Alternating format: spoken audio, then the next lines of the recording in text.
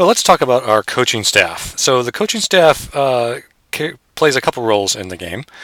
First of all, let's look at our coaching staff and see that we have a head coach, an offensive coordinator, a defensive coordinator, and then position coaches for each one of these position groups. Basically, the role that these coaches fulfill, the primary thing they do is they influence the improvements of your players. So if we look at the quarterback's coach, we'll see in his card here, we have under his ratings, we have his attributes. Now, these are all the player attributes. The blue ones are the ones that he doesn't impact, and the red ones are the ones that he does because he's a quarterback's coach. So he's going to influence any of your quarterbacks, their pass accuracy, look off defender, field of vision, and avoid fumble. The way that the logic works is it starts with your position coaches, then it looks up at the offensive coordinator in that particular case, since it's the quarterback. And we look at those same ratings here: pass accuracy, look off defender, field of vision, avoid fumble, and run blocking. That's just the 4 in this case, because that's the quarterback's ratings that we're influencing, and the same then again with the head coach.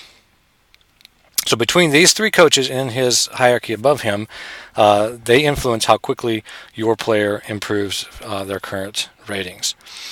It starts at the position coach, and 20% of the influence comes from the position coach. 30% of the influence comes from the coordinator, and 50% comes from the head coach. So the head coach has the greatest impact, and the position coach has the least impact. But obviously, you would be nice to have as high values in all these as possible. Your primary goal should be to get the best head coaches you can get. Now, another thing to consider when looking at head coach is their offensive and defensive style. Make sure that this lines up with what you're wanting to do with your team. And I say that, but probably about 10% of the playbook is dedicated to the styles, and the rest is pretty much common across all the players. So you can perform an offensive scheme that is not in line with your coach's ratings or your coach's style, but it gives you a little bit better capability if you've got the right style, because you have a few more plays that match that style in your playbook. Outside of that, the offense, the head coach does bring the playbook to your team, and then all 3, the hierarchy of the coaches above each player determines how much they improve. Now, as far as acquiring coaches and firing coaches and that sort of thing, you cannot fire a coach without replacing him, but the way you fire a coach is that you replace the coach. If we look again at our coach card, we're going to see in his contract, unlike the players, there is no bonus part of the contract. If you replace this coach, he just goes off your books. There's no impact. The only gotcha that you do have is your head coach must make more than your coordinators, and your coordinators must make more than your position coaches. So you may want to stagger your contracts in that manner.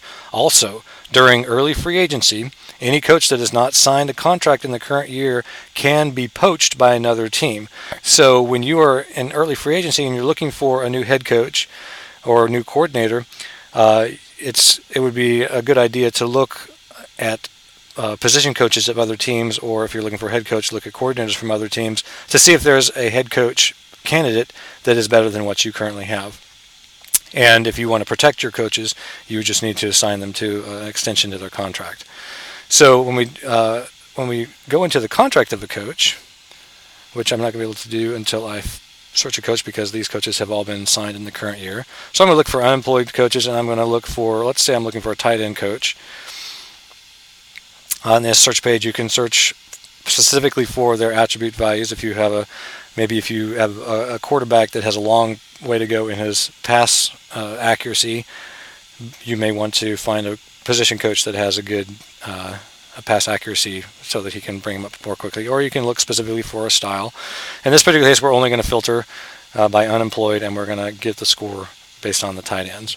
So when we hit OK, that's going to, just like the player search, it's going to compile the results and then give us our results. And here we see the top coaches that could be a tight end coach. If we click on one of these coaches and click the contract button, this is how we offer them a contract. Notice, just like the players, there's a bar across the top here that shows you how much is being used by your current contracts, your pending contracts, and the remaining cash flow. And it also gives you kind of an idea of the top coach salaries in your league. And it gives you a little warning here that says, if you hire this coach, the current coach will be fired. So when you submit this, the coaches will always sign to the best contract offer that they receive at any given stage.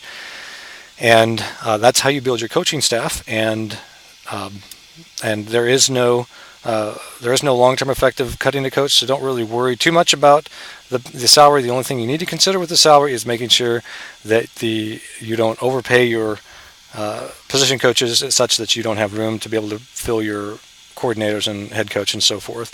And also, at the flip side of that is you do want to offer enough that there's a disincentive to hiring a coach away, because when you poach a coach from another team, you have to offer them a promotion or and an increase in salary. So, and to that end, real quickly,